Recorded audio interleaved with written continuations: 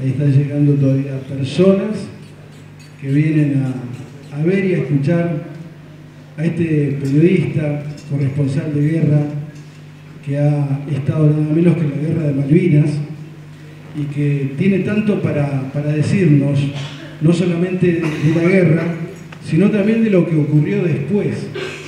Porque cuando uno habla del tema Malvinas, es un tema que no se agota en lo que pasó con los ingleses en el sur del país, en el archipiélago, en las Malvinas, sino que esto continúa y tiene que ver con lo que se hizo después con esta historia, con una historia oficial y con una historia que tiende a malvinizar, que es la que viene a proponer Nicolás Casanseu en esta noche. Hay un agradecimiento, o varios agradecimientos que tenemos que hacer. En primer lugar, a todos los presentes, público en general de la región, que se han dado cita en este lugar. Tenemos muchos uniformados, Nano.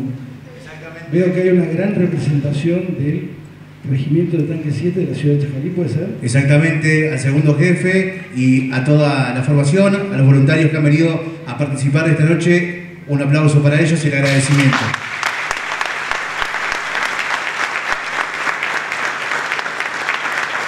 Bueno, gente que corresponde a los veteranos. ¿Hay alguno? Creo que sí. Varios. Aplauso para ellos también.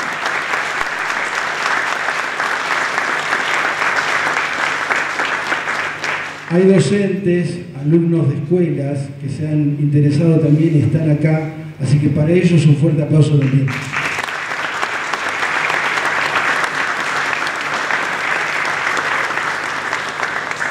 De Concordia, quiero mencionar a mi profesora de historia, la profesora Graciela Guerrero, que está aquí. Un aplauso para ella.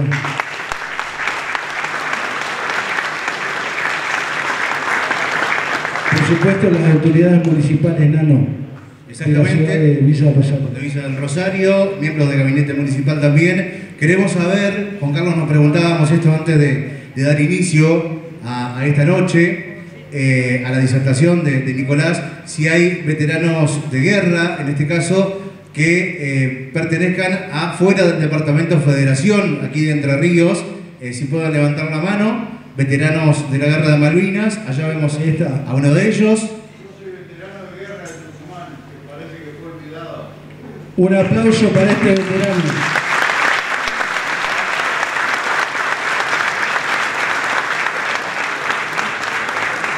Cuando organizábamos esta charla, a la cual Nicolás accedió de muy buena manera, como siempre lo hace, con cada invitación que recibe de las ciudades y pueblitos de nuestra Argentina, pensábamos en una presentación posible y estábamos en debate, ¿no? Por un lado decíamos, bueno, tiene que ser una presentación protocolar. Una presentación protocolar es un poco más fría, tiene por ahí datos precisos, pero a lo mejor se queda en el camino. Y pensamos también en una presentación que tenga que ver con lo coloquial, mucho más cercana, porque en definitiva lo que nosotros queremos es hacerle una devolución a él por la cercanía que nos ha propuesto a partir de haber decidido estar aquí en la ciudad de Villa Rosario. La protocolar dice así: periodista, documentalista, conferencista, traductor e intérprete. Nació en Austria, pero vino a la Argentina traído por sus padres rusos a la edad de 5 meses. Estudió otro doctorado y sociología de la Universidad de Buenos Aires. Fue el único corresponsal de guerra en cubrir la gesta de Malvinas de principio a fin desde el archipiélago. Se desempeñó como enviado especial en los conflictos bélicos de Nicaragua, El Salvador, Guatemala, Irak y el Líbano. Escribió para Clarín, Ámbito Financiero y para la revista 7 Días. Trabajó como reportero y conductor en los canales de TV 7, 11, 13 de Argentina y las cadenas de televisión CNN, Telemundo, Univisión y NBC de los Estados Unidos. Ha publicado libros, entre ellos quizás el más completo y representativo de la guerra que cubrió, denominado Malvinas a sangre y fuego. Junto al trovador santafesino Carlos Longoni, creó una treintena de canciones. Actualmente se desempeña como director de la Fiesta de Malvinas en el Senado de la Nación. Desde la finalización de la guerra ha iniciado una lucha sin cuarteles contra los mitos que se han ido sosteniendo a lo largo de los años en relación al tema Malvinas. La presentación informal dice otra cosa, tiene otra letra y es con un lenguaje mucho más sencillo, como cuando uno presenta a un amigo. Dice que Nicolás Casanseu es un periodista de raza, dice que se corresponde con el género de la investigación, dice que él también fue de alguna manera combatiente y se alistó en Malvinas y estuvo dispuesto a combatir como cualquier otro soldado. De hecho, tengo entendido que efectuó un disparo, después nos va a contar. La informal dice que él acepta venir acá a Rincón de la Argentina para contar esta historia, que es un relato, y como todo relato, lo sabrá mi profesora, es una construcción. Algo hemos aprendido. Es una construcción que utiliza la historia, es una construcción que utiliza el periodismo, y es una construcción que podemos enriquecer entre todos, como ciudadanos de esta Argentina, y con una historia que nos pertenece. Ese quizás sea el punto de encuentro de esta noche, y por eso estamos aquí para escucharlo de primera mano a Nicolás Casanseu, que es, para los que por ahí hay algún alumno de comunicación, es fuente directa porque él estuvo, porque él la vivió y porque él tiene mucho para contarnos, no solamente de la guerra, sino también de lo que pasó después. ¿Qué pasó con los gobiernos que vinieron después? ¿Qué pasó con las voces que se quisieron acallar? La de él y la de tantos otros. La historia oficial y la historia que viene a proponer y que tiene el título de esta charla, ¿no? Derribar los mitos de Malvinas. Recibimos con un gran aplauso a Nicolás Casanseu.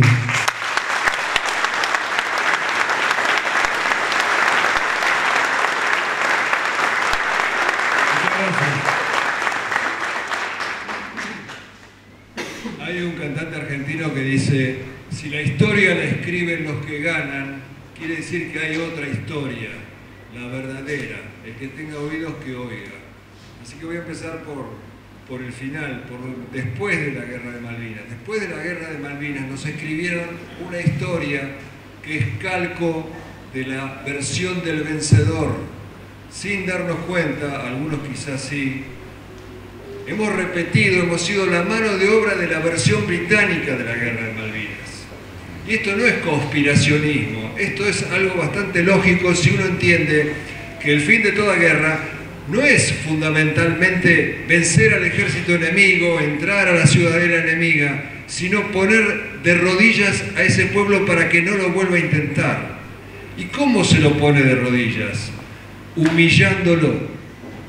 6 días después de la caída de Puerto Argentino, en la Cámara de los Lores, Winston Churchill III, nieto del famoso Winston Churchill de la Segunda Guerra Mundial, decía: hay que revolcar a los argentinos en el fango de la humillación, así ni sus nietos piensen en recuperar las islas. ¿Cómo se logra eso?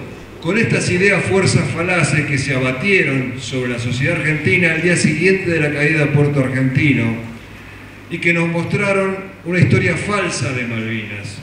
Una historia que nada tiene que ver con la real. Yo cuando doy charlas, generalmente cuando hay jóvenes, siempre empiezo diciéndoles con un consejo: no crean en nada. Y se lo repito también a ustedes.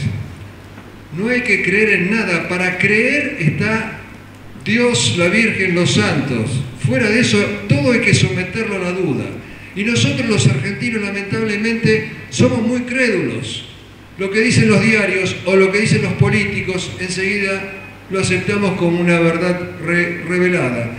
Yo hace muchos años entrevisté a un escritor argentino, Leonardo Castellani, un gran teólogo, poeta, y le pregunté: ¿cuál es el peor defecto de los argentinos, de nosotros? Y me dijo: la ligereza.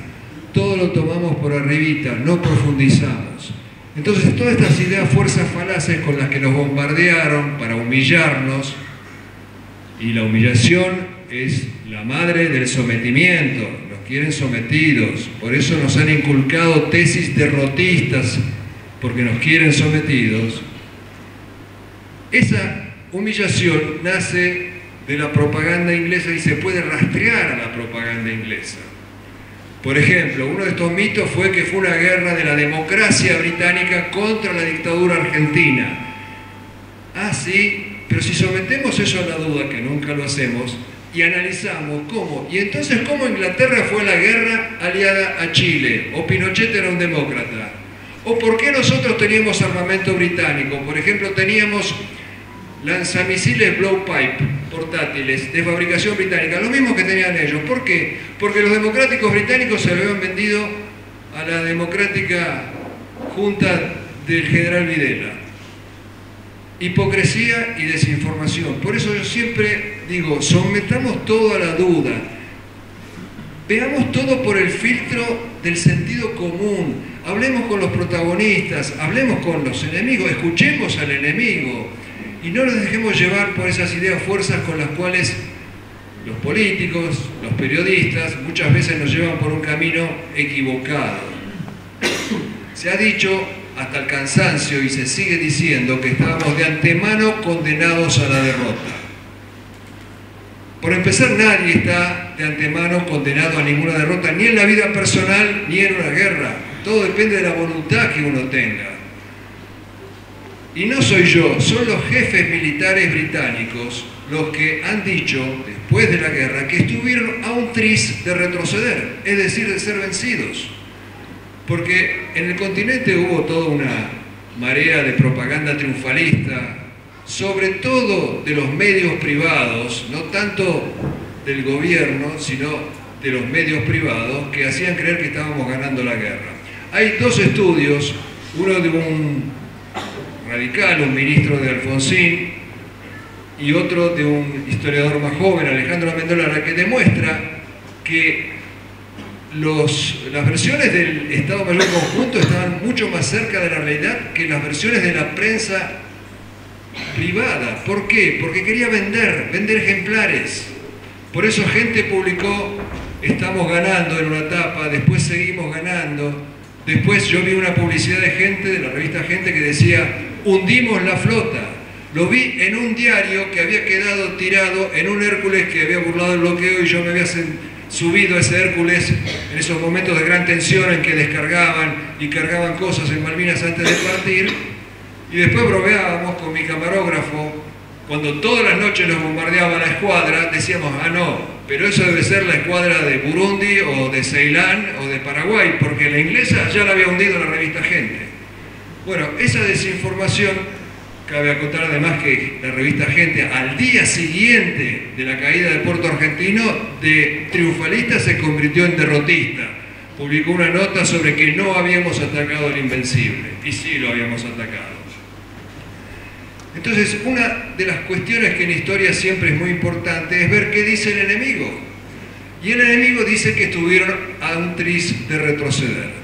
Por ejemplo, el almirante inglés, el jefe de la flota británica, llevaba un diario durante la guerra. En determinado momento escribe en su diario, fue publicado en forma de libro, hay una versión en español, lo pueden chequear ahí. Dice en determinado momento, si me preguntan quién está ganando la guerra, nosotros seguro que no. En otro pasaje dice, me quedan 3 buques operativos. Habían salido con 114 entre buques de guerra y buques logísticos. Y el 13 de junio, después de enumerar todas las bajas que le causa la aviación argentina a la flota británica, dice esta frase, si los argentinos pudieran soplarnos, nos caemos. Día 13 de junio en que el general Menéndez decide la rendición sin nunca haber dado una orden de ataque ni de contraataque y haber mostrado una pasividad rayana directamente en la traición. Y como justamente digo, no me crean a mí, sino veamos qué dice el enemigo, escuchemos lo que dicen los jefes militares británicos sobre que estaban a un tris de perder la guerra.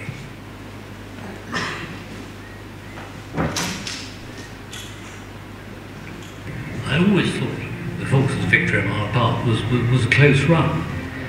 The more you know about what went on and what didn't go on, the more you wonder at it. And I think that the Argentines could have won it had they played it right. I think one has to be surprised at how lucky we were and how close the shave it was. There were several occasions throughout the war when the balance could have really gone the other way, both at sea and on land. As the Duke of Wellington said after Waterloo, it was a damn fine thing or a damn close-run thing. Similarly here, in some ways, this was a close-run thing, in that batteries of guns which started that final night with 400 rounds a gun were down to as few as 6. And it was, as you realise, a tremendous problem. Al menos en 14 ocasiones, las bombas argentinas que alcanzaron a los buques británicos no llegaron a estallar. Estallaron menos bombas de las esperadas, casi la mitad. Si hubieran explotado, nos hubieran derrotado. Si las espoletas de las bombas hubiesen sido correctamente armadas, no me cabe ninguna duda de que hubiésemos perdido. Hubiésemos perdido el doble de buques de guerra, anfibios y mercantes. A pesar de los desaciertos y de las bombas que no explotaron, los aviones argentinos debilitaron a la flota británica. Después de 5 días de intenso combate, el almirante Woodward estuvo a punto de comunicar a Londres que la guerra estaba perdida. Consideré seriamente la posibilidad de llamar a casa para decir que habíamos perdido. La situación parecía indicar que pronto estaríamos fuera de juego. En algún momento hay que comenzar a pensar en terminar con todo. El 14 de junio escribí en mi diario las palabras: si los argentinos soplaran sobre nosotros, nos derrumbaríamos. Si los argentinos hubiesen resistido otras 2 semanas, tal vez hubieran triunfado.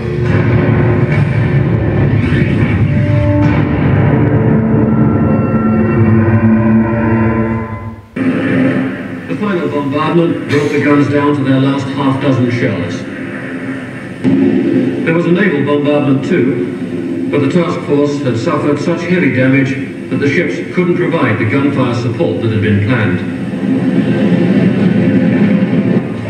The British were worried they might have to fight through the streets, and the Argentines knew that the British were on their last legs logistically, with the Navy almost unable to guarantee the supply line any longer. Perhaps they would have fought on.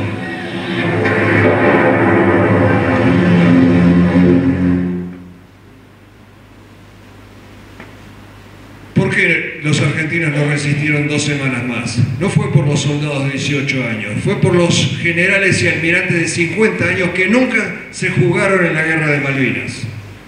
Porque si no se entiende que la junta militar en realidad nunca fue a la guerra, no se puede entender Malvinas. Cayeron en la trampa, estúpidamente, no habían leído historia inglesa probablemente, de que se podía hacer un toco y me voy, el famoso guiño de Washington, de que se puede hacer un toco y me voy. Por eso lo único planificado fue el 2 de abril. Y cuando, esto me lo contó el sobrino del ministro de Defensa de Galtieri, cuando Galtieri se da cuenta que los ingleses vienen en serio y que Estados Unidos no va a ser neutral, le dice al ministro Frugoli: saquemos las tropas de las islas. Y Frugoli le contesta: no podemos, la gente nos cuelga en Plaza de Mayo, porque la gente había plebiscitado la recuperación de Malvinas. La gente no apoyó al gobierno militar. Días antes habían sido apaleados en la misma Plaza de Mayo en una manifestación contra el gobierno militar. Pero Malvinas es la única causa nacional en la cual están de acuerdo el 99,9% de los argentinos. Y otra vez, no me crean a mí, vayan a las fuentes. Por ejemplo, cuando Galtieri sale al balcón el 10 de abril, lo pueden ver en YouTube. Cada vez que decía yo presidente, lo chiflaban, lo abucheaban, lo insultaban. Y cuando decía presentaremos batalla, lo aplaudían. La gente hizo clara diferencia entre la causa nacional Malvinas y el gobierno de turno. La gente cocinaba, tejía, mandaba cartas. 200.000 civiles se anotaron de voluntarios para ir a pelear en Malvinas y no los dejaron ir. Entre ellos había lisiados en silla de ruedas, había pilotos de aviones fumigadores que se ofrecían a lanzarse como kamikazes contra la flota. Mi maestro scout de 74 años se presentó y hubiera hecho un gran papel, estoy seguro.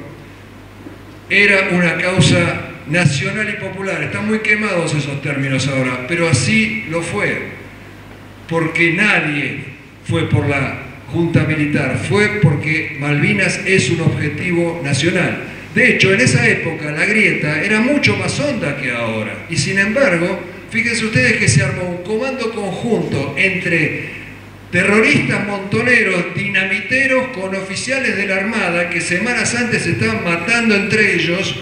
Se hizo un comando conjunto para ir a tratar de dinamitar buques ingleses en Gibraltar. En ese momento fuimos un solo país. Por supuesto, como tenemos un gran defecto que es nuestro exitismo, cuando perdimos la guerra todo el mundo le dio la espalda a Malvinas. No, yo siempre estuve en contra. No es cierto. Los políticos apoyaron todos, no solo la población. Se ha puesto de moda, lo dicen muchos radicales, de que Alfonsín fue el único que se opuso a la recuperación de Malvinas. No es cierto. Y no me crean a mí, vayan a los diarios del 3, 4 de abril, o si no, más fácil, al libro del historiador Armando Alonso Piñeiro sobre la guerra de Malvinas, que recoge todos los testimonios de los políticos, y van a ver que Alfonsín también apoyó la recuperación en ese momento. Después no fue mal, y entonces todo el mundo le dio la espalda a Malvinas, con el agravante que eso significó darle la espalda a los combatientes que pasaron hambre, frío, miedo, y sin embargo lucharon, y lucharon bien contra los ingleses, lo dicen los propios ingleses. Y cuando yo andaba en las trincheras, uno de los comentarios era: ¿te imaginás cuando volvamos qué desfile que vamos a tener? Ese desfile se lo deben hasta el día de hoy. Los escondieron, los ningunearon, no les daban trabajo. ¿Y a qué obedecen los muchos suicidios de combatientes después de la guerra? A ese abandono, a ese ninguneo. Porque es sabido que en mayor o menor grado todo combatiente tiene lo que se llama síndrome de estrés postraumático. Necesita atención, necesita contención. Todo eso les fue negado durante muchísimos años, y hasta el día de hoy se siguen suicidando los combatientes. Y los culpables de eso, en primer lugar, son los políticos que los abandonaron. Porque durante 9 años no hubo nada para ellos. Cuando las incipientes organizaciones de veteranos fueron a pedirle ayuda al presidente Alfonsín, la respuesta fue que le pidan ayuda a quien los mandó a la guerra. Una respuesta totalmente deshumanizada. Y sin embargo, nuestros soldados de 18 y 19 años pelearon bien, lo dicen los propios ingleses, pero se los estigmatizó con ese mote de chicos de la guerra.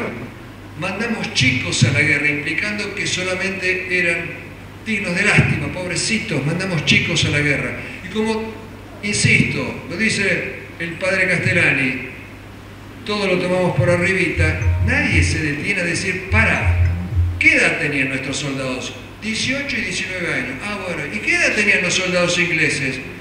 Hay videos de los ingleses donde dicen que la mayoría de los tripulantes de la flota tenían 17, eran menores que los nuestros. Nos guste o no nos guste, a los padres por supuesto no nos puede gustar, los soldados jóvenes fueron los mejores combatientes de todas las guerras de la historia de la humanidad, y lo seguirán siendo, lamentablemente, porque son los que tienen la resistencia física, que no tenemos los adultos, son los que se sienten inmortales.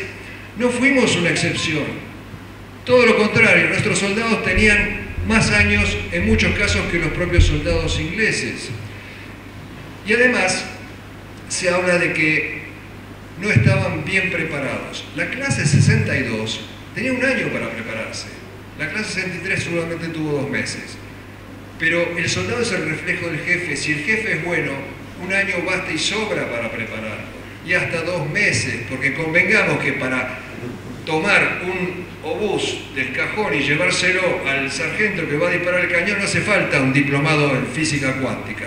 Sin embargo, a nuestros soldados los pintaron como los pobrecitos, los niños que mandamos a la guerra, armados con comeras. Mentira, porque combatieron bien, y esto lo dicen los propios ingleses. Hay un video de los ingleses que un suboficial, Len Carver se llama, lo pueden buscar en YouTube, cuenta el avance de los ingleses en el ataque nocturno a Monte Londo.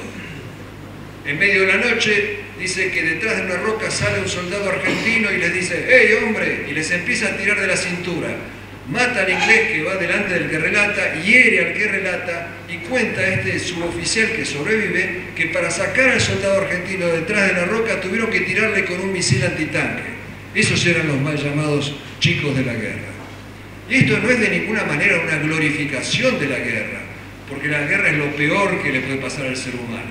Pero en la guerra hay dos opciones: o uno se mete debajo de la cama o sale a defender lo suyo, su patria, su familia, su territorio. Y nuestros soldados no se escondían debajo de la cama. Lamentablemente esto no se conoce, esto se oculta. ¿Quién sabe, por ejemplo, el nombre de Oscar Ledesma, un soldado de 18 años, de la Carlota, Córdoba, que participó del combate de Darwin, uno de los combates más sangrientos de la Guerra de Malvinas? Él estaba en un pozo de Zorro y veía otro pozo aledaño donde había soldados del regimiento 12 de Mercedes, hacia quienes avanzaba un oficial inglés, y les vio las caras de terror porque se habían quedado sin munición. El inglés los iba a matar. Entonces él con su ametralladora le dispara al oficial inglés, lo abate. El inglés manotea una granada de mano, lo remata, no tiene más remedio, y después de terminado el combate y después de muchos años, porque no es como en las películas que uno ve quién mata a quién, abatió a un oficial inglés. Un historiador, Oscar Tevez, determinó que el soldado Oscar Ledesma abatió en ese combate leal, frente a frente, nada menos que al jefe de los paracaidistas británicos, que tenía un nombre, como tienen los militares para sus comunicaciones radiales, Rayo de Sol. Oscar Ledesma fue el que abatió a Rayo de Sol. Quisimos homenajear a nuestros mal llamados chicos de guerra con este homenaje a Oscar Ledesma, en su persona.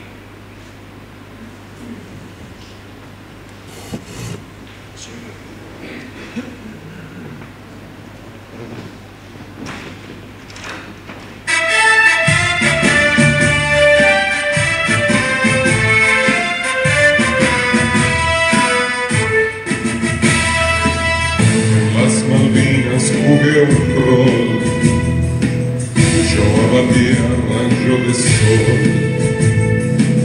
Se dio así, no lo busqué, pero tampoco arrugué. Es que el inglés iba a atacar y ciertamente a ultimar a dos infantes que yo vi, ya indefensos, con miedo intenso, pero con ansias de vivir. Se agotó su munición, ya cargaba Jesús. Era el orgullo de los paras, no había quien se le animara. Yo no sabía eso entonces, y no soñaba con el bronce, mas no podía permitir que mis vecinos, los perseguidos, inermes a morir. Un poco más y el brinco cose a mis camaradas del 12. Yo con la mano me adelanté, apunté al blanco y miré sin morbosaña ni rencor. Yo apagué a rayo de sol, yo no celebro que maté, solo a lo sumo, humano asumo, que a los dos yo los salvé. También me jacto que mostré, siendo mi clase la 6-3, que aún teniendo 18, no fuimos nunca el bizcocho que imaginó la fatua al león. Se le atoró la deglución, peleamos con intrepidez por nuestro suelo, por nuestro cielo, y lo haremos otra vez.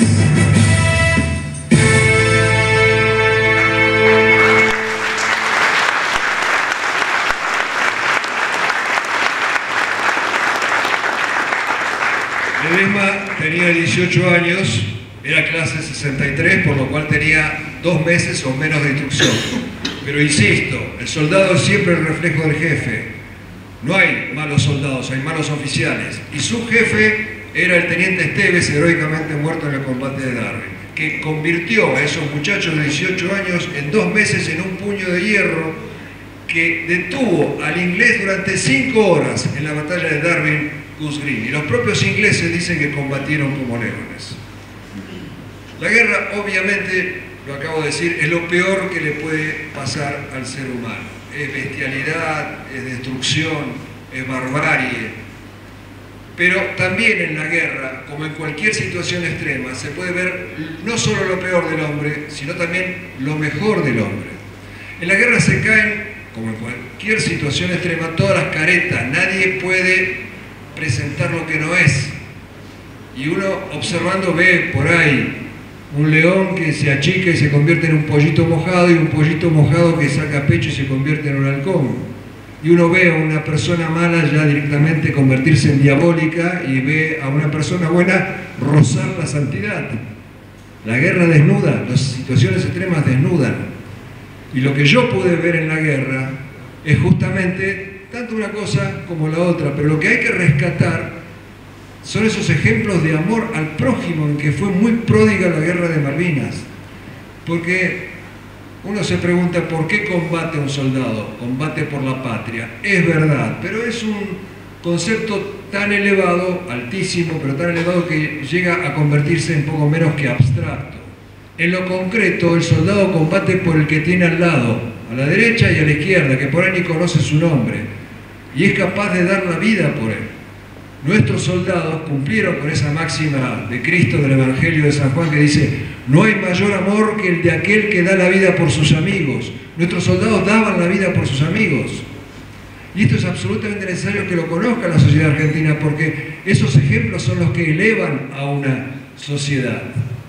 Y hay montones de estos ejemplos de amor al prójimo, sacrificando por ahí la propia vida. Ustedes saben que cuando fue hundido, por ejemplo, el buque crucero Belgrano, era urgente encontrar a los náufragos que podía haber, y con cada hora que pasaba se irían muriendo más de hipotermia en esas aguas heladas, o se ahogarían, y sale un avión de la Armada muy viejo, un Neptune, tan viejo que tuvieron que darlo de baja en la misma guerra de Malvinas, y vuela y no encuentra las balsas, y se acerca a lo que en la jerga de los pilotos es, ellos llaman el punto de lotería. De ahí te tenés que volver porque si no, no te alcanza el combustible para llegar al continente. Sin embargo, el comandante Pérez Roca habla con la tripulación y dice: seguimos buscando, y acuerdan seguir buscando, y vuelan media hora más y descubren las balsas, y esos 10 hombres salvan 770 vidas. Pero no contentos con haber descubierto las balsas, como había mucha bruma y los buques podían errar el rumbo, se quedan orbitando sobre las balsas, esperando el buque de rescate, y al mismo tiempo dándole ánimo a los desdichados que estaban allí abajo. Y emprenden el retorno solamente cuando llega el primer buque de rescate. Y me decía el comandante que arriban al continente no con la última gota del combustible, con el olor a la última gota. Por amor. Otro ejemplo, nosotros teníamos un escuadrón de aviones Pucará en Malvinas, de fabricación nacional, porque los aviones grandes venían a atacar desde el continente, estos salían desde Puerto Argentino. Y cada vez que había una misión, uno de los pilotos, Miguel Ángel Jiménez, le decía a su jefe: no mandes a fulano que está casado, mandame a mí que soy soltero. O no mandes a sultano que tiene hijos, yo no tengo, mandame a mí. Y así un día 28 de mayo salió en una misión, combatió en la batalla de Darwin y no volvió, por amor. Yo con mi camarógrafo estábamos en la base de Puerto Argentino el 1 de mayo, nos habían bombardeado primero los aviones ingleses y después nos estaban bombardeando ya en pleno día los buques ingleses, la estábamos pasando muy mal. Y de repente vimos 3 puntitos que pasaban sobre nuestras cabezas, eran 3 aviones argentinos, como caballería que llega al rescate, pasaron sobre nosotros, se abalanzaron sobre los buques ingleses y vimos que uno de los buques se fue humeante, le habían pegado. Y tiempo después de la guerra, al comandante de esa escuadrilla, Norberto Di Meglio, le dije: contame en ese momento qué sentías, qué te motivaba. y me dijo, no lo hice por la patria, no lo hice por la victoria, no lo hice por la gloria, lo hice porque 2 semanas antes había estado en Malvinas y había visto a mis camaradas cavando trincheras y no los iba a dejar solos. Una historia de amor que van a ver a continuación tiene que ver con un suboficial de 22 años, el cabo Baruso, que cuando las fuerzas argentinas son atropelladas en Monte Harriet, se encuentra con un teniente de inteligencia, nada que ver, ni se conocían, que intenta organizar una resistencia. Este suboficial Baruso, correntino, le quita un visor nocturno a un inglés y dirige el tiro de Echeverría, que tiraba con su fusil, hasta que Echeverría es abatido con 5 disparos. Me contaba Baruso que la nieve debajo de Echeverría era negra de la sangre que estaba perdiendo Echeverría. Y Baruso intenta sacarlo de la línea de fuego. Echeverría le da la orden de que se vaya. Y si Baruso se iba, cumplía la orden, estaba bien. Pero Baruso se niega a irse, insiste en querer sacarlo y Echeverría le dice, no, váyase, es una orden, yo ya estoy en paz con Dios. Se niega Baruso a obedecer esa orden, deja su fusil, lo va arrastrando, de repente sale de entre las rocas un inglés, Baruso, correntino, cuchillero, acaba con el inglés, sigue tratando de sacarlo hasta que es rodeado por una patrulla de británicos que podían haberlos liquidado a los dos, pero se nota que se dieron cuenta que era un camarada rescatando a otro. Y lo rodean, pero en vez de tirarle, Baruso saca el cuchillo de nuevo, le golpean la mano con el fusil como diciendo, bueno, ya está, ya terminó tu guerra. Recién ahí se rinde Baruso. Hicimos una canción dedicada a Baruso y como es correntino, bueno, tenía que ser un ritmo litoraleño y con una palabra en guaraní, en bareté, que significa fuerte.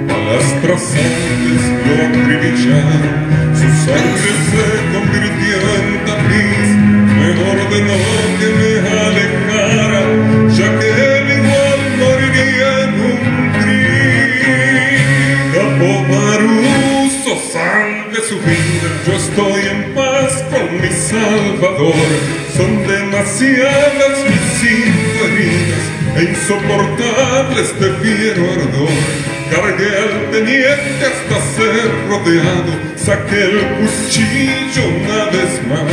Si bien mi lucha había terminado, nunca dejé a mi jefe atrás.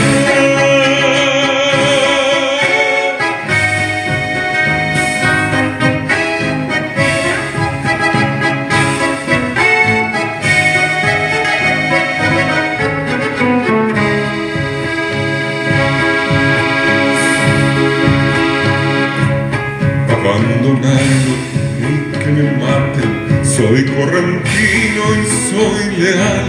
Le agarré de la chaquetilla, le alcé al hombro, dejé mi falda. Entre las rocas de improviso me vi de frente con un inglés, me abalancé con mi fiel cuchillo, no pudo ni contar hasta 3. Capo Baruso, salve su vida, yo estoy en paz con mi Salvador.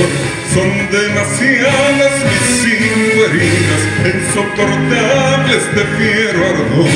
Cargué al teniente hasta ser rodeado, saqué el cuchillo una vez más. Si bien mi lucha había terminado, nunca dejé a mi jefe atrás.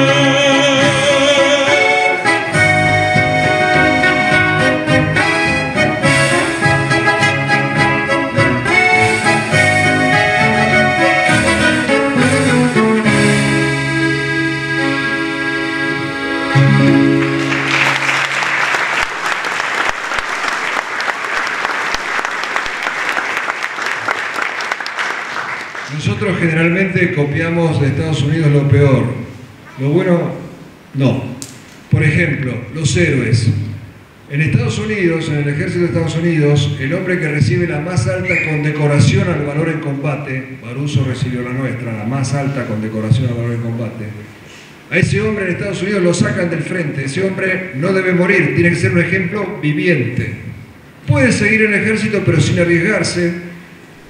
Además de su sueldo le dan $1000 mensuales de por vida, acceso a proveedurías gratis, vuelos nacionales e internacionales gratis. Sus hijos entran a las escuelas de élite militares sin examen de ingreso, y si pasa un general o pasa el presidente de Estados Unidos, le tiene que hacer la venia a ese soldadito. Nosotros, Baruso, Cruz de la Nación Argentina al heroico valor en combate. La provincia de Corrientes, donde él vive, discrimina los cuadros. La pensión es solamente para los soldados y los civiles, como si las balas discriminaran. Las balas no discriminaban.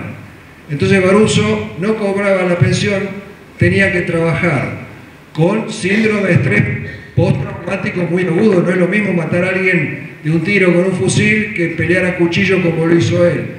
Sin embargo, eran inflexibles sus jefes que le daban trabajo y tenía problemas enormes para ir a Buenos Aires a tratar su enfermedad. Esa es la diferencia de cómo tratamos nosotros a nuestros héroes. ¿Y por qué es necesario conocerlos y reverenciarlos? Porque son los arquetipos en los que se inspira cualquier sociedad. Nosotros, los de mi generación, nos inspiramos en el Negro Falucho, el Sargento Cabral, San Martín, Belgrano. Tenemos los equivalentes de los héroes de la Guerra de la Independencia o de la Batalla de la Vuelta de Obligado, caminando entre nosotros, que podrían inspirarnos, y ignoramos hasta sus nombres, porque son los portadores de valores eternos, como el coraje, la obligación, la magnanimidad, la fe, el desprendimiento. Todo eso nos enseña con discursos, solo con el ejemplo de los arquetipos, porque sobre todo a los jóvenes no se les puede enseñar valores con discursos, son refractarios a los discursos. Solo de corazón a corazón, de generación en generación, con el ejemplo de los arquetipos, los héroes elevan la vara, y una sociedad que observa esa vara elevada también se eleva. Quizás por eso nuestros políticos, en muchos casos, nos han ocultado a nuestros héroes, porque les conviene más que tengamos héroes con pie de barro, como algún deportista, algún personaje de la farándula, y no los héroes reales que elevan y que abren los ojos, porque nos dan una escala de valores. Es mucho más difícil saquear, engañar una población que tiene héroes reales como arquetipos. Por eso los héroes nuestros, que todavía están entre nosotros, si conociéramos cómo pelearon y lo que hicieron por el país, pueden ser nuestra palanca de Arquímedes para sacar al país de la decadencia. Porque yo creo que hasta la corrupción bajaría si nosotros nos inspiráramos en el amor que tenían ellos por el país, porque falta amor al país. Uno no le roba lo que ama, falta amor al país, y ellos lo tuvieron de sobra. En vez de eso, nosotros, nuestra cultura, hizo algunas películas miserables sobre la guerra de Malvinas, donde lo que se exalta es todo lo contrario, la cobardía. Películas que realmente dan asco, además de ser malas cinematográficamente. Yo me obligué a verlas todas. Y hay una particularmente pésima, que sin embargo se muestra en todas las escuelas del país todos los años. Se llama Iluminados por el Fuego, donde muestra al soldado que se hace encima del miedo, donde muestra que el enemigo no era el inglés, sino el suboficial y el oficial. Esto, más allá de ser una mentira, me van a decir, bueno, porque perdimos la guerra. Estados Unidos perdió la guerra con Vietnam y sin embargo nunca hicieron una película donde el soldado se hace encima. Al contrario, hicieron 400.000 películas donde el soldado es el muchachito que está dando a todo el mundo. Nosotros no necesitamos ni siquiera agrandar nada, porque con las historias de coraje que tenemos, Hollywood se haría una fiesta. Y sin embargo, tenemos esta película, Iluminados por el Fuego, que está basada en el libro de un soldado cobarde, Edgardo Esteban, del grupo de artillería aerotransportada 4 de Córdoba, que el primer día, cuando empezaron a caer las bombas, cayó en pánico. Sus jefes le tuvieron lástima, lo sacaron del pozo, vivía en una casilla en Puerto Argentino, pero encima se negaba a hacer las guardias. Una noche que se negó a hacer una guardia, lo reemplazó un soldado de apellido Vallejo, cayó una bomba y mató al soldado Vallejo. Él tenía que haber estado en ese lugar. Pero hasta ahí yo no voy a culpar a nadie cuyo organismo no pudo soportar el estrés y entró en pánico. Pero este hombre volvió al continente y escribió un libro donde pinta como cobardes a sus camaradas del grupo de artillería, que hasta según el informe Rattenbach, que es muy duro, dice que combatieron bien. Trasladó su cobardía a sus camaradas, no se puede acercar a ninguno de ellos, obviamente. ¿Y qué hizo el gobierno de turno por razones ideológicas? Tomó ese libro y lo convirtió en una película, Iluminados por el Fuego, que se muestra en todos los colegios. Yo los invito a que miren los créditos, el nombre del guionista. El guión pertenece a Miguel Bonazo, dirigente montonero. Podemos esperar justicia, equidistancia, verdad de alguien tan jugado en contra de los valores del ejército argentino. Obviamente que no. Y sin embargo hay montones de películas que no tenemos que ni siquiera inventar el guión, está escrito, están hechos, los hechos, pasarlos al celuloide y ya está. No necesitamos guionistas. Por ejemplo, un caso, lo van a ver a continuación, una historia que tiene que ver con un aviador naval, José Cacha Arca. Lo habían mandado a estudiar a París los nuevos aviones que habíamos adquirido, los Super Etendard. Estalla la guerra y él pide permiso para ir al combate. Le dicen, no, usted siga estudiando. Él, de su peculio, paga los pasajes de su familia, se la enchufa un pariente y se va al frente de combate. El día 21 de mayo sale una misión a atacar a los buques ingleses compuesta por el comandante Filippi, el Cacha Arca y el Loro Márquez, 3 aviones de la Armada, que atacan al buque inglés Ardent. El buque termina siendo hundido, pero los persiguen los aviones enemigos, los Harrier, es abatido, Filippi se eyecta, hace supervivencia, salva su vida. El Loro Márquez también recibe un impacto, el avión explota, muere en el acto.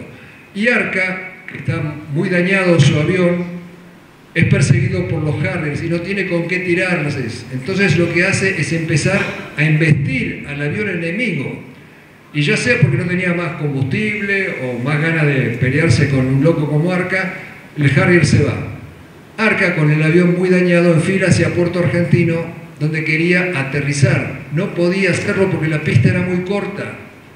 Cuando llega sobre Puerto Argentino, insiste en aterrizar, le dicen, no podés. Le dice un camarada de él, Owen Crippa, le dice, mira, veo el cielo a través de tu fuselaje, no tenés tren de aterrizaje, está roto, no podés. Lo convence, finalmente se eyecta. Se eyecta, pero el avión queda nivelado de una manera tal que empieza a girar en torno a Arca. Arca caía en paracaídas y el avión giraba en torno, y todos los que estábamos abajo vimos con horror que en un par de ocasiones el avión estuvo a punto de atropellarlo, como si estuviera enojado con él, echado porque lo había abandonado. En determinado momento el avión se desprende de Arca y enfila hacia Puerto Argentino. Si caía en el pueblo hacía una masacre, entonces había que abatirlo. Nuestra artillería, nuestra propia artillería, empieza a tirarle, pero como el avión estaba muy dañado y volaba en forma no sincronizada, no sé cómo es la cuestión técnica, no lograron abatirlo. Finalmente el avión dio las vueltas que quiso y aterrizó plácidamente en la orilla del mar y se incendió. Después de la guerra se burlaban de Arca y le decían, che, tu avión volaba mejor sin piloto que con piloto. A todo esto sigue la odisea de Arca. Arca va cayendo al mar y cae quebrado, porque solamente en las películas el muchachito se eyecta, llega a tierra y romancea con la novia o sigue peleando. Eyectarse es como golpear contra una pared. Él cae quebrado, le mandan un helicóptero que no tenía aparejos de rescate y él no tiene la fuerza de agarrarse y de subirse al helicóptero. Arca tenía lo que se llama traje antiexposición. En esas aguas heladas podía durar media hora, pero había que apurarse, media hora nada más. El piloto del helicóptero hace un intento muy desesperado y muy peligroso para el propio helicóptero, pone el helicóptero en 45 grados para que las aspas del helicóptero empujen a Arca hacia la costa, pero las olas que se levantaban eran tan grandes que amenazaban con ahogarlo, no servía. Entonces vuelve el helicóptero una vez más y hace otra maniobra muy peligrosa, que es meter el helicóptero en el mar, y sale Martín San Miguel, un cabo, que no tenía traje antiexposición, o sea que si se caía al mar duraba 2 minutos vivo. Sale, lo aferra a Arca, lo lleva aferrado hasta tierra firme, ahí lo suben al helicóptero para llevarlo al hospital de Puerto Argentino. Y Arca, después de todas estas peripecias, empieza a quedarse dormido. Ustedes saben que cuando hay una conmoción no hay que dejar dormir a la persona. Y Martín San Miguel no tiene mejor idea que agarrarlo a cachetadas para que no se duerma. ¿Para qué? No recomiendo hacer eso con los pilotos de combate, que son bastante cabrones, pero Arca estaba muy destruido y en un hilo de voz le dice: espera, negro, que me recompongas, ¿sabes cómo te la voy a devolver las cachetadas? Bueno, quisimos hacer una historia sobre esta odisea del Cacha Arca, pero yo escribí la letra de tal manera que esa odisea la cuenta el avión del Cacha.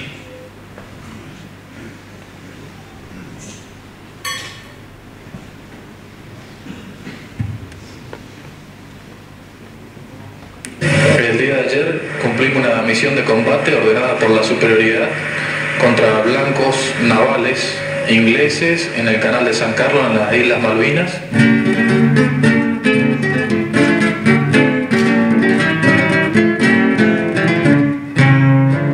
Yo soy el avión del Cacha Arca, él es mi jinete, y quiero mojarle la oreja a la barca en esto que le voy a cometer. Vamos tres de aviación de marina, el blanco es Gardel, mi cancha resuma adrenalina, no hay riesgo que lo acobarde.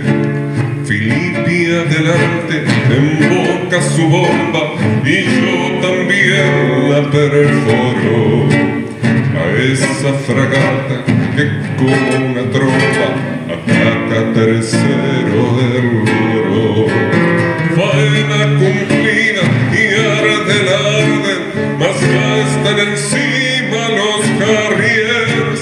Le dieron al loro, que Dios lo resguarde, al mango que a todos nos barre. Me acribillaron y pierdo nivel, pero salvaré a mi cancha. Lo llevo a la base o muero con él, no tengo de infiel ni la hilacha. Mas este que hace, se eyecta el ingrato y quiere salvarse él solo, pues se lo ha buscado, traidor insensato. Yo lo circunvolo y lo inmolo.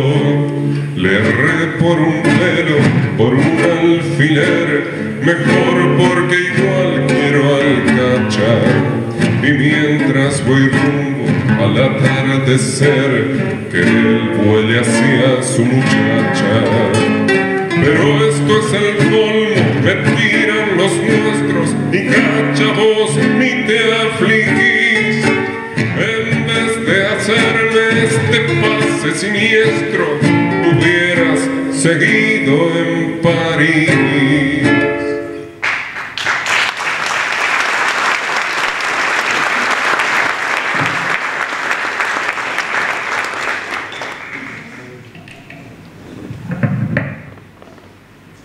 Bueno, y para finalizar, cuando va a comenzar la guerra, se reúnen expertos en fragatas misilísticas, que eran las que tenían los ingleses.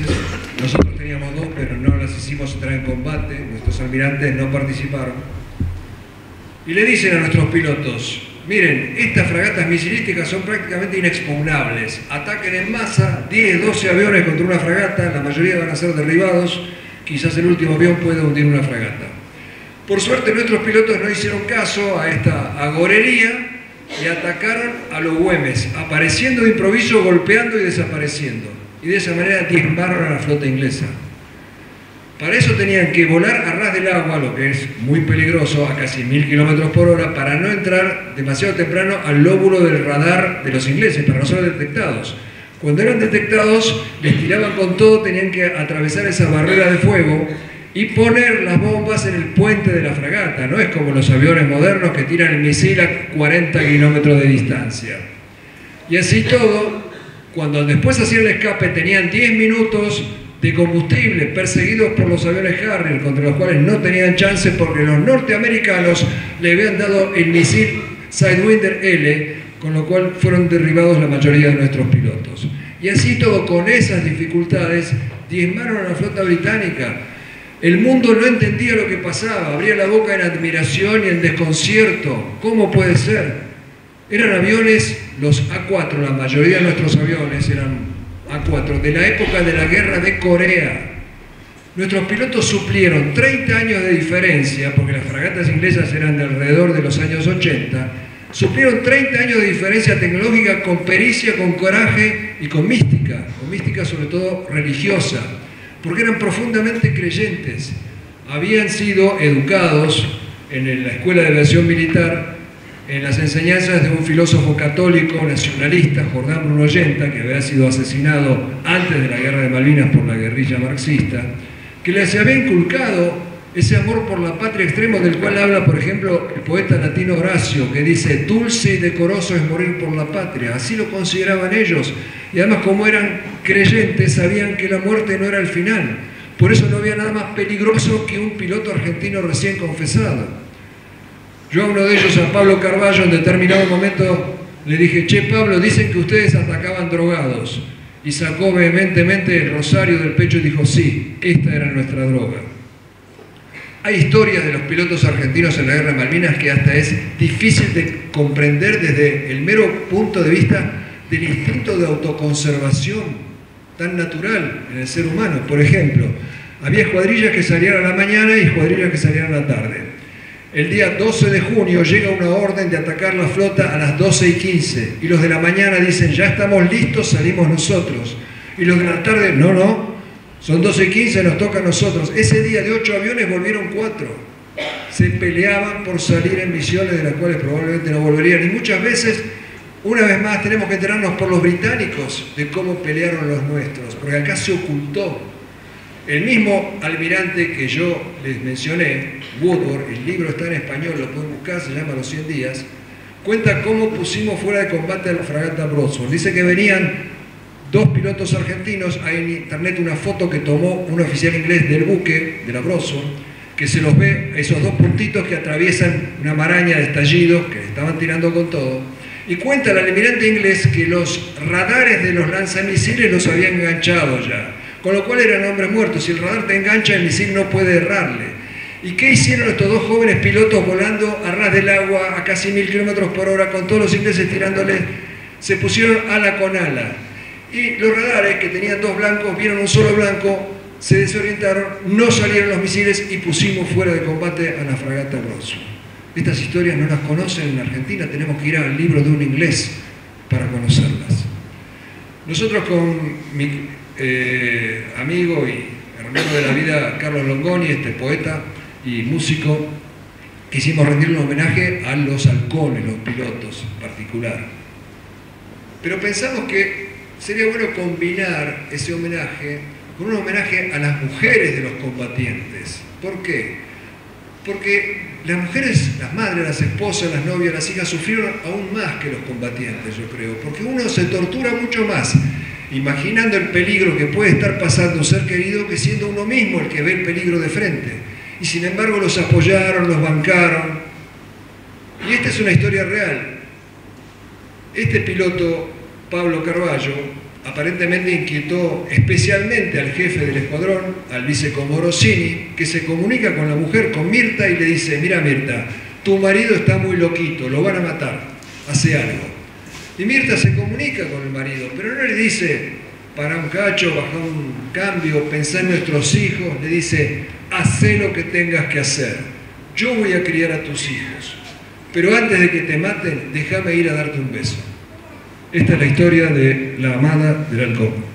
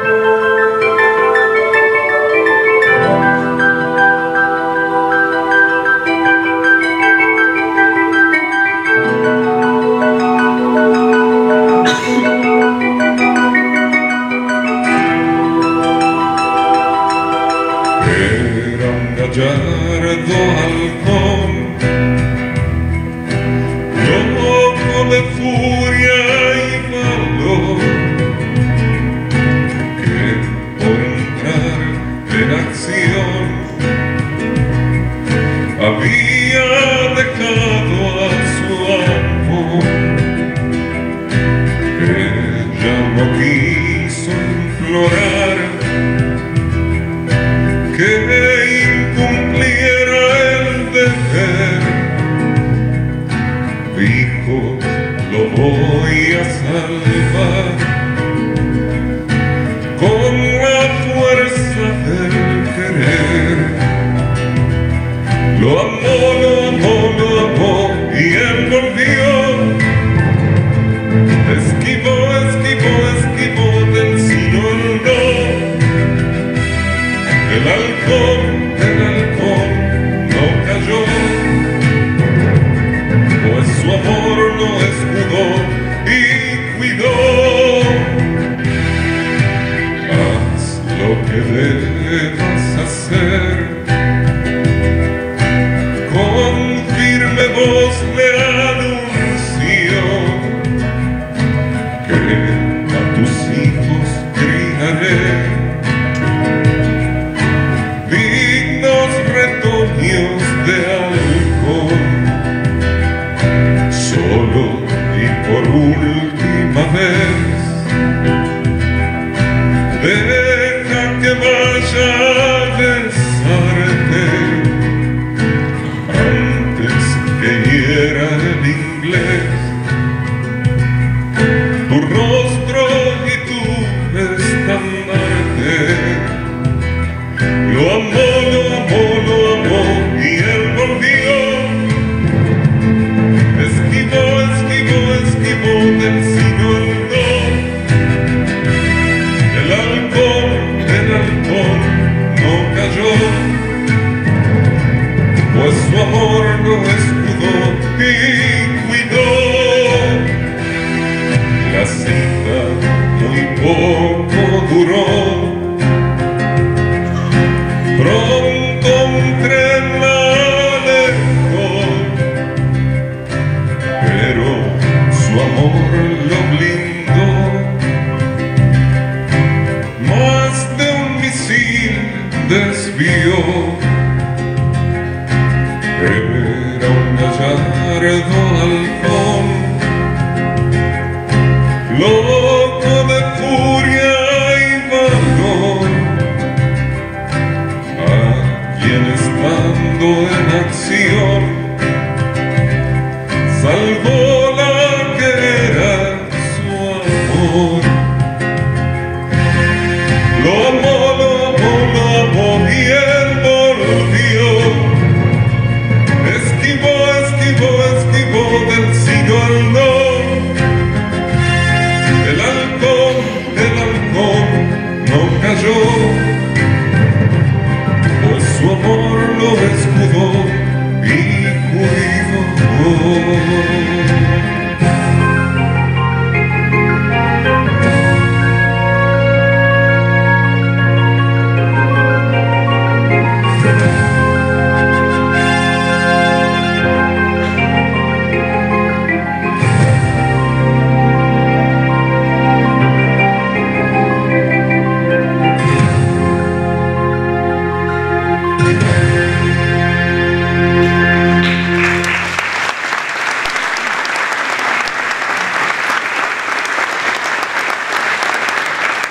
Como ven, tenemos héroes vivos y héroes caídos. No habrá olvido que nos borre su memoria. ¡Malvinas volveremos! ¡Viva la patria! Un aplauso para los veteranos. Veteranos al frente. Al frente. Veteranos al frente.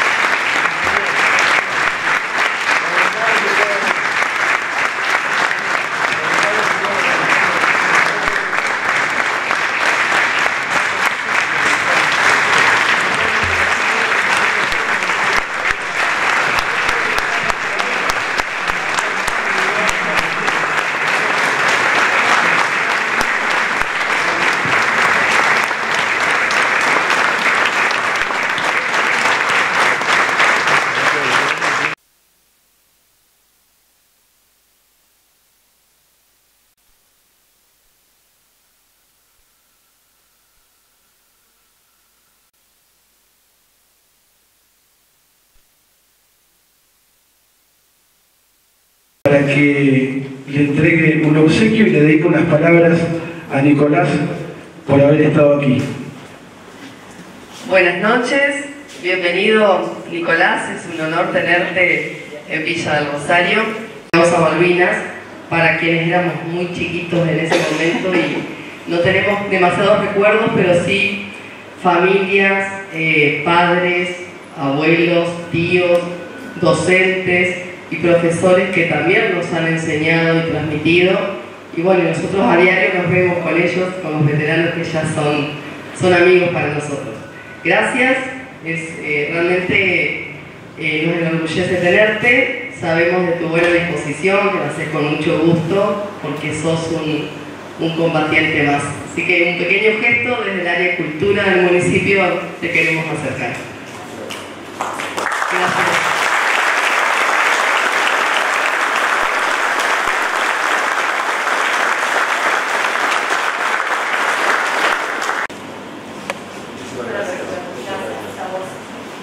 Bueno, hay uno precisamente que se llama Héroes sin Olvido, que nunca lo publiqué, nunca lo dije, nunca nada, porque se trata del excombatiente o combatiente o veterano de guerra, como quieran, como les gusta que le digan, del soldado Poltronieri.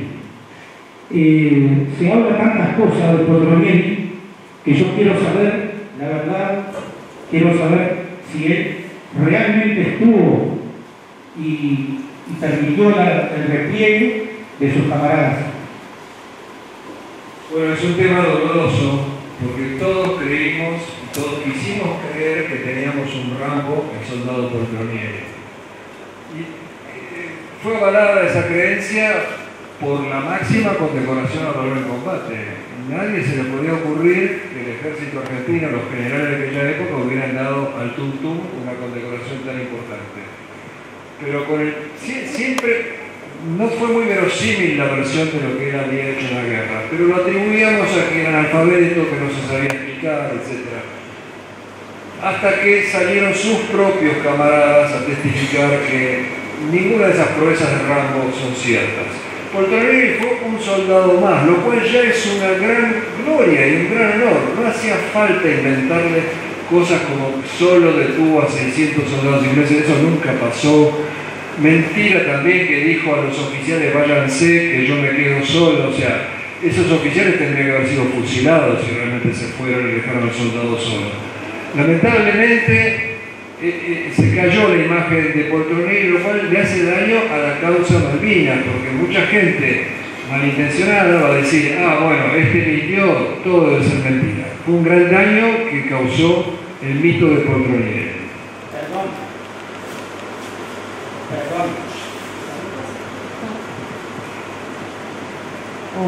Hola. Perdón, mi pregunta fue muy puntual. Todo el circo que se armó después, o la película que quiso armarse él, todos conocemos. Pero mi pregunta fue muy puntual. ¿Es cierto cuando él desoyó la voz de mando, no sé cómo explicarlo, de retirar la fuerza, por decirlo así? Es cierto que él desoyó eso y permitió con eso el repliegue de algunos camaradas y algunos oficiales. Puntualmente le pregunto eso, nada más. Yo no estuve ahí, sus camaradas dicen que no. Son los que estuvieron. La segunda pregunta, ya termino. Quiero saber, por ejemplo, de todos los caídos, ¿no es cierto?, si hay algo cierto de si son más o menos los soldados que los de la fuerza. Porque todos sabemos que en el buque Belgrano estaban oficiales, suboficiales y todo eso, pero eso fue crimen de guerra, no fue guerra.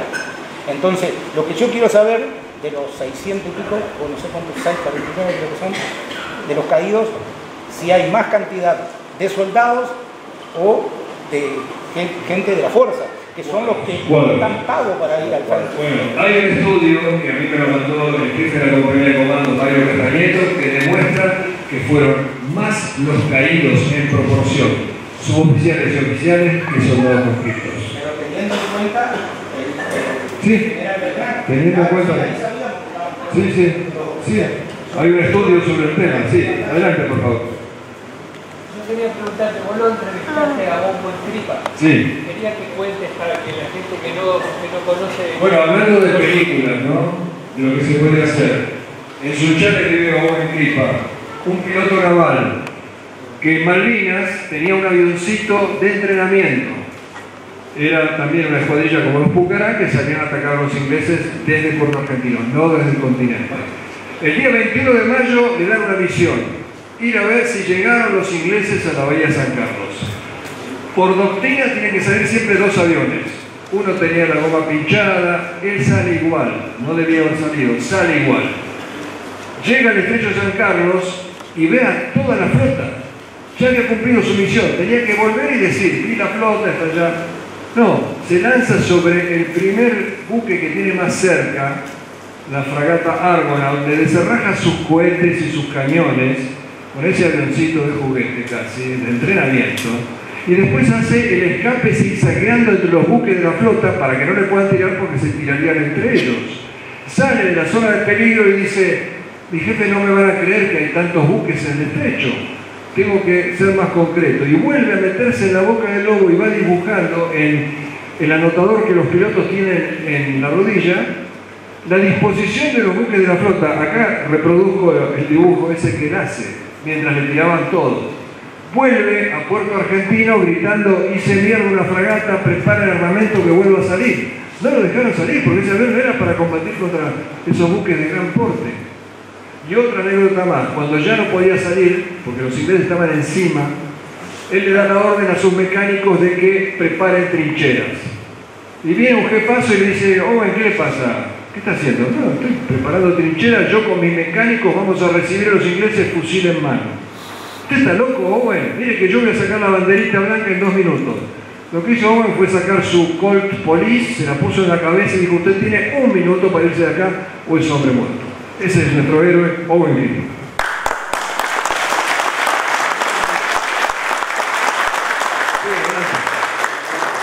Empiezo por lo del Papa. El Papa llegó a la Argentina el 11 de junio, todos los que podíamos estábamos pegados a las radios, y se avecinaba el combate final. El combate de Monte London, el más clave, fue la noche del 11 al 12 de julio. Y escuchar a 200.000 argentinos gritar frente al Papa, queremos paz, en vísperas del combate fue muy desanimador. No puedo decir más, porque no sé si el Papa influyó o no influyó en la rendición, pero ese hecho, en un momento que la gente iba a ofrecer su sangre y gritar queremos paz, no era el momento. Eso por un lado. El tema, es buena la pregunta de qué pasaba si los ingleses seguían adelante a pesar de estas bajas que tuvieron. Cada vez que yo, o muchas veces que yo digo, mirá lo que dicen los jefes terrestres que estaban por irse, el derrotista argentino te dice, ah, bueno, pero entonces nos tiraban la bomba atómica. O sea, siempre estábamos condenados al fracaso. Los ingleses son muchas cosas, pero tarados no son. Si tiraban la bomba atómica, al día siguiente se convertían en los parias del mundo. Además, Estados Unidos no le iba a permitir nunca tirar una bomba atómica en lo que considera su patio trasero para que contamine su patio trasero. Además, no se tiró la bomba atómica ni en la crisis de Suez, ni en la crisis de Cuba, ni en Vietnam, ni en Corea, ni en Venezuela, y la van a tirar contra Córdoba, como reza la canción. Es un argumento más del derrotismo argentino. No había ninguna posibilidad de que tiraran ninguna bomba atómica. Y volviendo a mis compañeros, bueno, voy a empezar por mi ayudante, Marcos Novo, que le pasó eso que yo les comenté al principio. Él entró en pánico cuando empezaron los bombardeos. Entró en pánico el 1 de mayo, al día siguiente seguía en pánico, temblaba como una hoja realmente, no paraba de temblar, y al tercer día seguía en pánico. Entonces yo lo mandé de vuelta al continente, primero porque me daba lástima y segundo porque no me servía así. Me jorobé yo porque a partir de ahí yo llevaba los equipos, cargaba con todo ese peso, pero la vida es muy injusta. Él volvió cuando todo era euforia. Entonces, cuando yo regreso de la guerra y hablo con él, me muestra una revista, Gente o Radio Holandia, con una foto de él a toda página y un título que decía, volvió con la muerte en la mirada. Y el guaso me dice, ¿sabes las minas que me gané con esto? Bueno, cuando volvimos nosotros, que nos bancamos toda la guerra, Lo único que nos ligamos fueron cascotazos. La vida es muy justa. Y con respecto a mi camarógrafo, Alfredo Lamela, tenía un sobrenombre que hablaba de su carácter, triqui, por triquinosis. Tenía muy mal carácter, pero era un tipo entero y muy valiente. De hecho, cuando nosotros llegamos junto con él, pedimos armas para participar en la defensa de las islas, un pedido ingenuo, pero bueno, se nos mataron de risa los militares. Pero días más tarde, bajo un bombardeo, él me dijo: estuve pensando, si acá hay 10.000 tipos defendiendo las islas, yo soy el 10.001. No nos dieron armas, bueno, a mí me dejaron tirar un cañonazo 2 días antes de la guerra, de que termine la guerra. No me convierte eso en un combatiente, ni mucho menos, pero quiero pensar que lo que hubieran querido hacer 200.000 civiles que se anotaron de voluntarios. Y en esa época no se estiraba como ahora, que la cámara se mueve, salta, baila, había que mantener la cámara firme.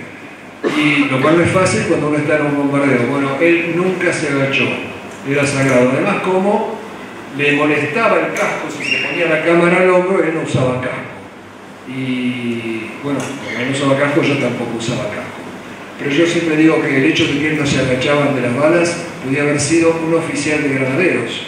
Porque como ustedes saben, San Martín escribió él mismo el reglamento de granaderos por el cual el oficial que se agachara ante las balas tenía que ser expulsado inmediatamente del regimiento. Un grande Alfredo Lamela.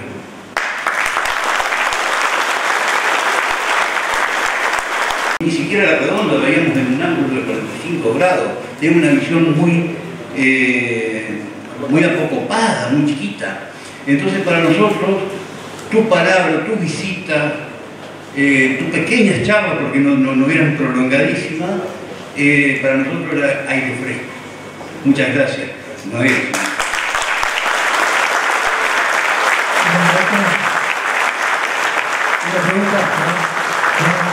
¿Qué edad tenías cuando fuiste a la guerra?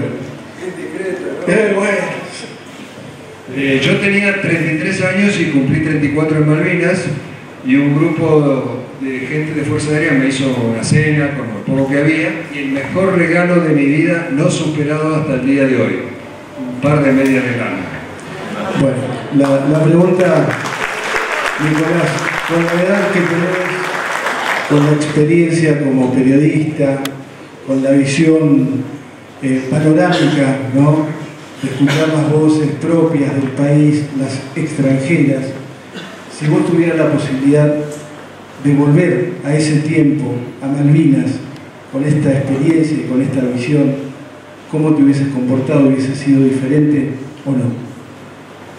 Yo hubiera vuelto a sabiendas de lo que me esperaba, ¿no? Hubiera vuelto. Y no podía cambiar mucho, pero lo que sí trataría de cambiar es esto de que me destruyeron el material.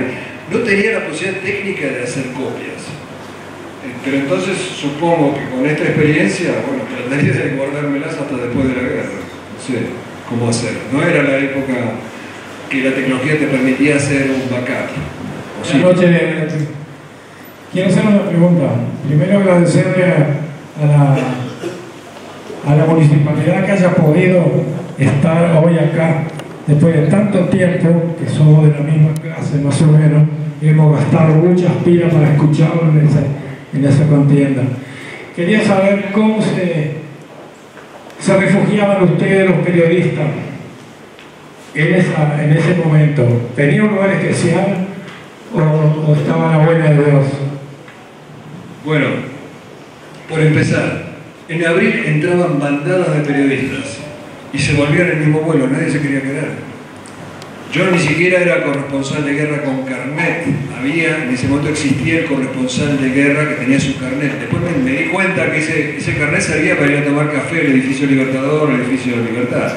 Porque llegaban los corresponsales con carnet y se iban. Delante mío, el corresponsal de guerra del diario La Nación, Corbellini Rosende, Menéndez lo invita a quedarse y él le contesta: no, soy más necesario en Comodoro Rivadavia. El corresponsal de guerra de Canal 11, Eduardo Smith, también. No se quedó nadie. Después se cerró el bloqueo. Y quedamos el equipo de Telam y yo con mi equipo. Pero ¿qué pasaba con el equipo de Telam? El equipo de Telam siempre fue oficialista de todos los gobiernos, esa agencia, sospechada de ser también de los servicios.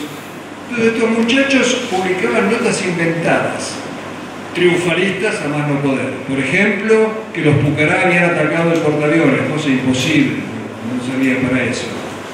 Un día entro, estaban en un hotel deshabitado y me dice el cronista de Tela, me dice, acabo de cortar con una radio uruguaya y les conté que venían cayendo los paracaidistas británicos y nuestras ametralladoras los mataban en vuelo y ya caían muertos al suelo. Yo abrí los ojos y digo, pero nada de eso pasó. No pasó, pero los uruguayos estaban felices. O sea, ese era el nivel de Tela. Hasta que un día inventaron que los ingleses habían desembarcado y habían matado a 14 kelpers, o sea, isleños. Y Menéndez, que temblaba más por los kelpers que por sus propios soldados, ahí le cerró la corresponsabilidad. Entonces, por eso, Lamela, mi camarógrafo y yo, cubrimos toda la guerra desde las islas y ellos no la cubrieron. La otra pregunta es, ¿qué hay de cierto que Perú no estaban aliados con nosotros? ¿Hay algo de cierto? ¿Es una fantasía que teníamos? ¿Perú? Sí. Perú nos ayudó, Perú, creo que los peruanos son los únicos que nos quieren en toda Latinoamérica. También Venezuela nos ayudó, muchas veces nos olvidamos de agradecer a Venezuela. Venezuela nos proporcionó munición y tanques suplementarios de combustible que eran muy importantes para la aviación. Y Perú, por supuesto, también. Yo vi, no me dejaron hablar con él, pero llegó un oficial peruano que trajo los lanzacohetes SAM-7 que tuvimos en las islas. Y hay una cosa muy curiosa. Yo tengo este canal de YouTube con mi esposa y me escriben de toda Latinoamérica. Y los latinoamericanos que escriben ven la guerra de Malvinas como propia, que la peleamos por ellos y se pasan de mambo a veces, porque me escriben muchos peruanos que los pilotos en realidad eran peruanos disfrazados de argentinos. Bueno, hasta ahí no llegaron. No, muchachos, esa gloria no joda. La otra pregunta, quería saber si se sabe algo de Chile, que le habían dado la pista para el aterrizaje, y si Estados Unidos apoyó a Inglaterra. ¿Hay algo de cierto? Pista de aterrizaje no. Los chilenos le pasaban información a los británicos de la salida de nuestros escuadrillas, lo cual dificultaba un poco más la salida de nuestros pilotos. Tenían que hacer vuelos que distraigan o que confundan. Pero a pesar de esa ayuda, igual diezmaron a la flota británica, con lo cual la ayuda de Chile no fue tan significativa como a veces quiere ser. Por supuesto fue desagradable que un vecino latinoamericano jugara a mano de Inglaterra, pero también hay que ponerlo en contexto histórico. Tuvimos problemas limítrofes con Chile durante más de 100 años y nosotros aceptábamos a la corona británica como árbitro.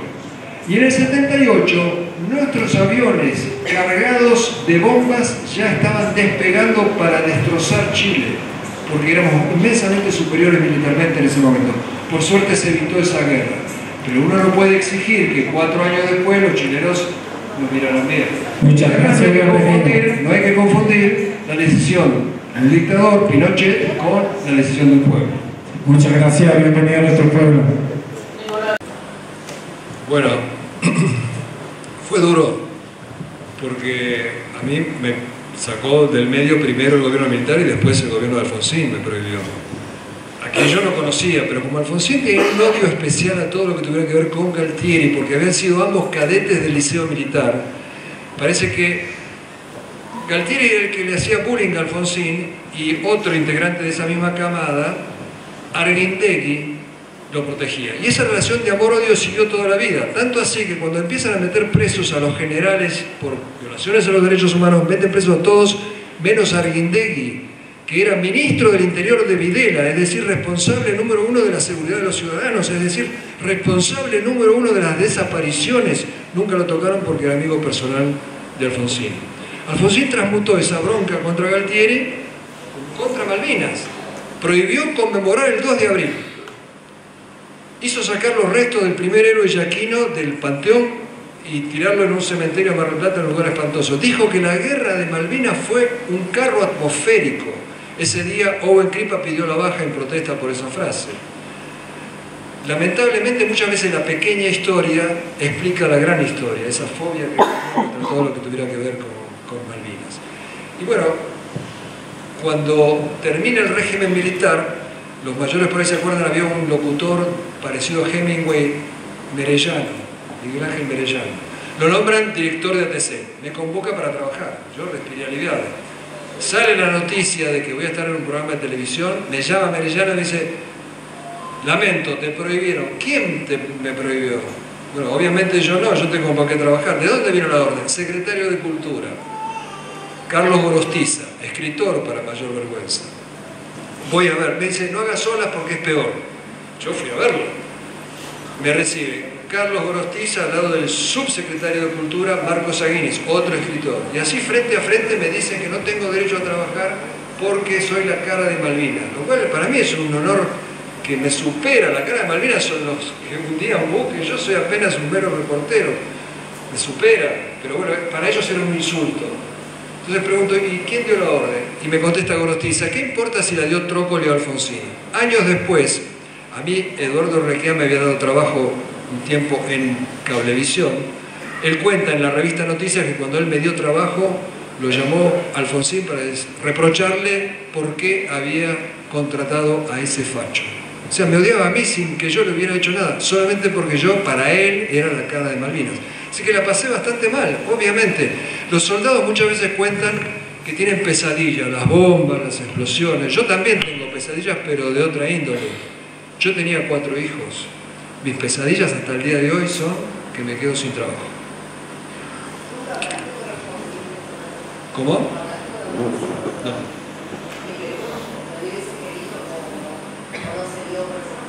Hubiera escupido, creo.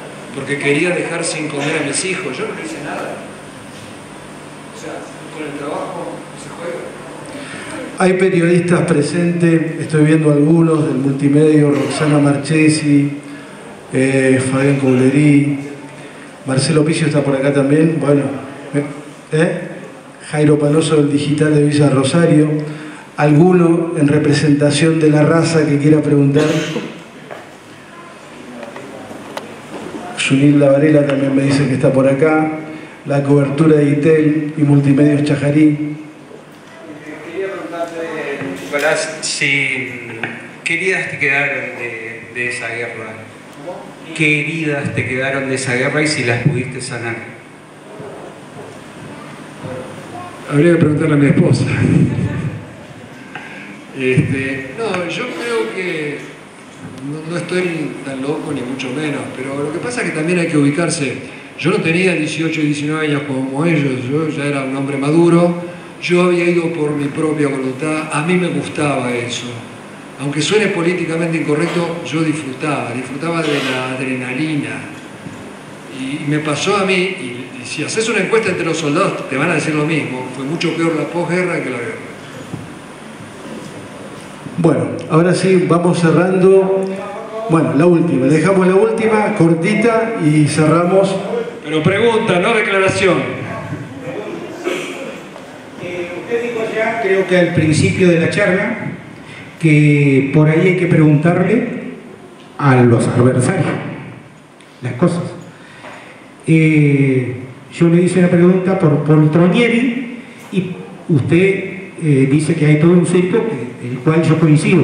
Pero ¿por qué Poltronieri termina recibiendo la Cruz de Hierro, que es la condecoración mayor de Inglaterra? ¿Por qué es una mentira? Es una mentira infame, nunca recibió eso. Primero y principal, la Cruz de Hierro. La historia.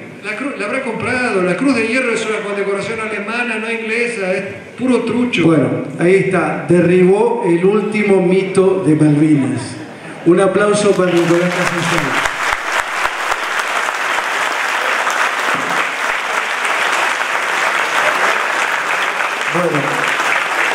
Bueno, como dijimos hoy, hay libros en exposición. A Nicolás le gusta decir que él es autor y no escritor, y me parece que es un lindo